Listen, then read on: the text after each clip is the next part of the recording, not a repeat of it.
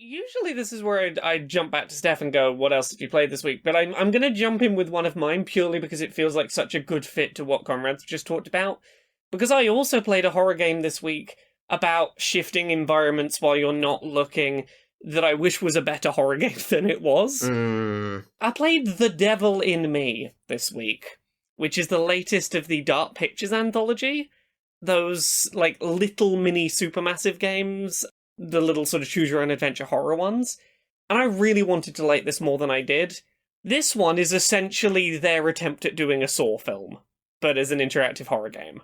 Not quite one for one. It is based on, loosely based on a real serial killer who existed, but whose exploits are probably exaggerated by historical tabloid accounts. There is a real person called Henry H. Holmes, who is alleged to have been a serial killer who had a murder mansion that had shifting walls and murder traps everywhere, and this game takes that as a true thing that happened, and you are placed in the shoes of a group of documentary filmmakers who are trying to put together a documentary about this serial killer, and they realize their documentary is absolutely fucking shit, and they know it. And they get a call from a mysterious stranger going, look, this is going to sound weird. I'm not a serial killer enthusiast, I promise. My relative who's just passed away was a serial killer enthusiast, and they managed to get they privately had money, and they've, managed to get a hold of blueprints of Henry H.'s, Holmes's murder mansion, and had built some recreations of it. Would you like to come and see it and film in it for your documentary? And they know their documentary's in the shitter, so they're like, yeah, sure, why not? This doesn't seem like a terrible idea at all. Oops, now we're trapped in a murder mansion with shifting walls and everything's trying to kill us. I like the concept.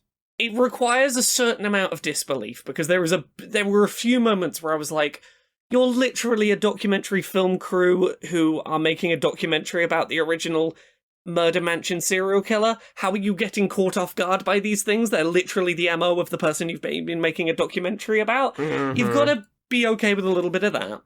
And it definitely is one of the more railroady of the supermassive games there have been, or at least most transparent about it, and it tries to hang its hat on that because you are literally being funneled towards murder rooms by a man who can make the walls shift and force you to go toward the murder trap rooms. Right. But that doesn't change the fact that it is still a lot of, oh, you thought you could go that way, but you can't. We closed it. And, they don't even lean into it properly. There's a lot of times where there's just doors that are locked, and you go down a direction, there's just a locked door. And, if they had gone to the effort of, you start walking that way towards a door you see, and you see a sliding wall slide in front of it, and you're like, oh, I guess you're stopping me going that way.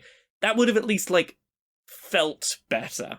I generally enjoy the writing. I think the characters are really interesting. Even the ones that I hated, I'm not going to say I thought they were good people by the end, but I at least, came around to them and was like, I feel like you've been through enough that I don't want you to die anymore, which is an impressive job for such a hateable character. Mm-hmm. The main places that I would set people's expectations for this differing from something like Saw is that it is not about a killer who is trying to teach any kind of specific lesson that is in any way paralleling some aspect of the person in the scenario. It's not Jigsaw going, you're too indecisive, so now you have to make a decision. It's not that kind of thing. It is just, I want to watch you struggle and make horrible choices, and there be no good answers, ha ha ha, I'm evil. The other thing that I think is important to note is there are two moments in this game that are the most bullshit moments that supermassive games have ever put in any of their games. Scenarios where there is literally no possible way to make an informed choice about how to keep characters alive. There are two scenes where two potential characters, one of them could die, two of them could die, none of them could die. Both of them are complete and utter bullshit that you could not... There's no moment you could have observed that would tell you, aha, this is the right choice to make. Mm-hmm. I want to give one very vague example of one. There is a scenario in which two people are in a death trap. And earlier, you can decide which of those two people has an item with them. Depending, if one of them has this item, they can use it to survive the death trap. If the other person has that item, they cannot use it to survive the death trap despite being in exactly the same scenario. The item keeps one person alive but not the other for arbitrary no reason. And, like, I could forgive a lot about this game, but those moments are, like, they are the most transparently... Like, both of them are... If you succeed, you'll look at it and go...